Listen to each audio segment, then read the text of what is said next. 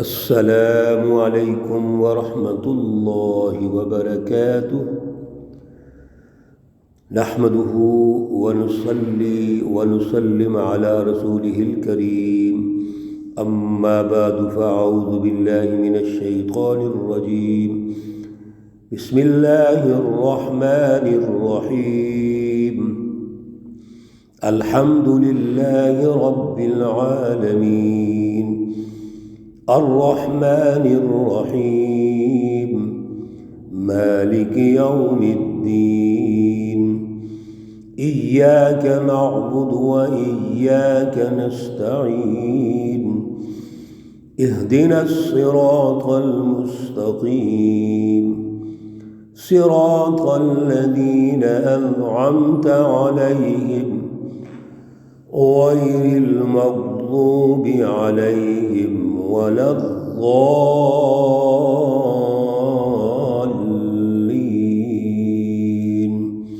صدق اللہ العلی العظیم۔ اللہم صلی علی سیدنا ومولانا محمد النبی الأمی وعلى آلہ واصحابہ وبارک وسلم وصلی علیہ۔ معزز سامعین و سامعات، آج ہمارا جو درس ہے اس کا عنوان ہے قرآنی دعائیں۔ ہم نے اس سے پہلے بھی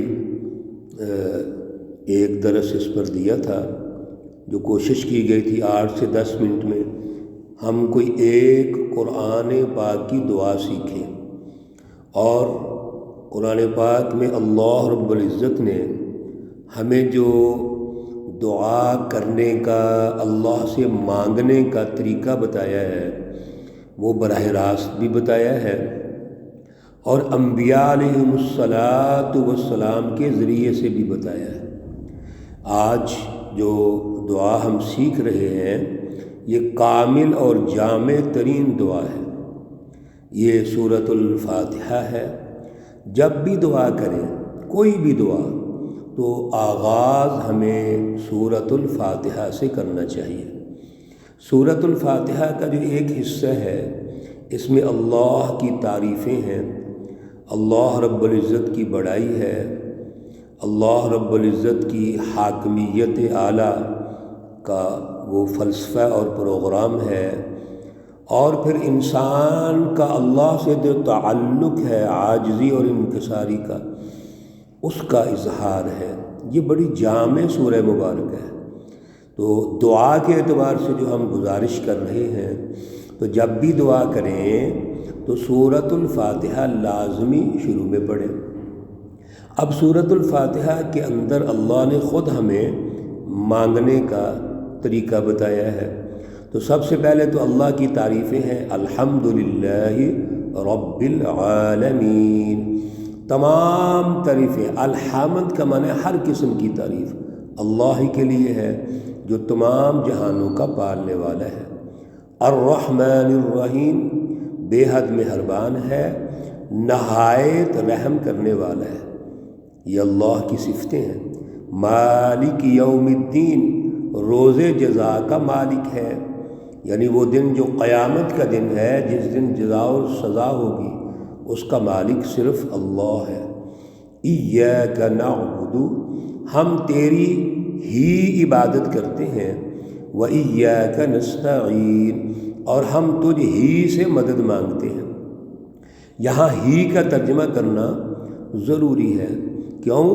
یہاں حصر کا معنی پایا جاتا ہے۔ ہا صاد را حصر کا معنی ہے خصوصیت، تو یہاں اللہ کے ساتھ خاص ہے، عبادت بھی اللہ سے ہے، اللہ کی کریں گے، اور مدد بھی صرف اسی سے مانگیں گے۔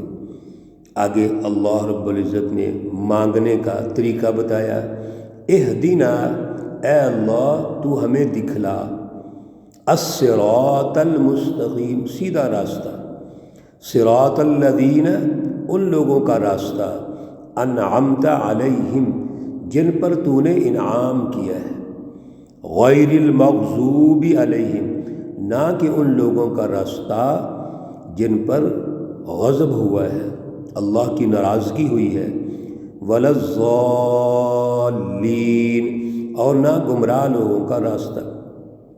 ایک تو اللہ نے صراط مستقیم مانگنے کا سلیقہ ہمیں بتا دیا کہ اللہ سے ہمیشہ صراط مستقیم مانگنا ہے۔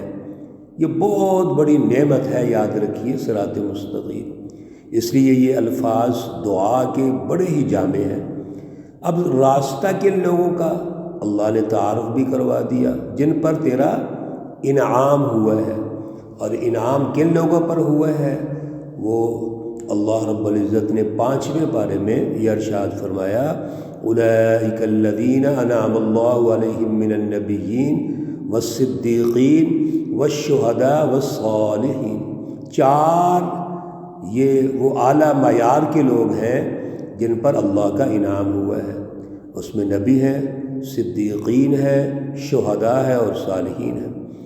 اور پھر جو منفی پہلو ہے اس راستے کا، یعنی غلط راستہ، گمراہ راستہ، اس سے اللہ نے ہمیں یہ ہدایت دی کہ یہ دعا کے اندر موجود ہے کہ یا اللہ ان لوگوں کا راستہ نہیں دکھلانا جن پر تیرا غضب ہوا ہے، اور نہ گمراہ لوگوں کا راستہ۔ میرے عزیزو، بڑی جامع دعا ہے۔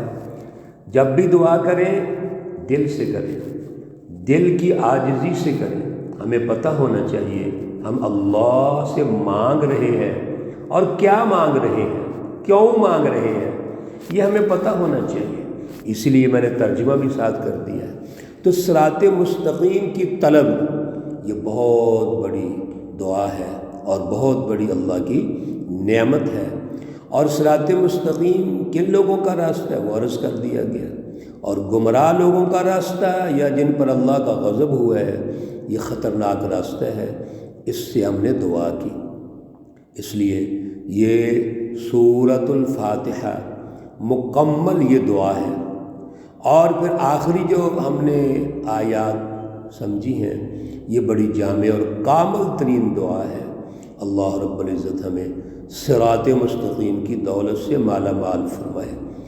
جب بھی یہ دعا کریں، اور خصوصاً نماز میں ہم سورۃ الفاتحہ پڑھتے ہیں، جب بھی سورۃ الفاتحہ ہر رکعت میں ہم پڑھتے ہیں، ہم ان آیات پہ پہنچیں اہدنا الصراط المستقیم، تو فوراً ہمارے اندر جستجو ہونی چاہیے ان الفاظ کو سمجھ کر کہ یا اللہ سیدھا راستہ دکھا۔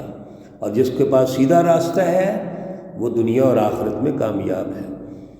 اللہ رب العزت تمام مرحومین و مرحومات کو جنت الفردوس میں اعلیٰ مقام عطا فرمائے۔ اللہ رب العزت تمام بیماروں کو شفائے کاملہ عاجلہ مستمرہ عطا فرمائے۔ ربنا تقبل منا انك انت السميع العليم وتب علينا انك انت التواب الرحيم، وصلى الله تعالى على النبي الأمي محمد وعلى آله وأصحابه أجمعين برحمتك يا أرحم الراحمين۔ السلام عليكم ورحمة الله وبركاته۔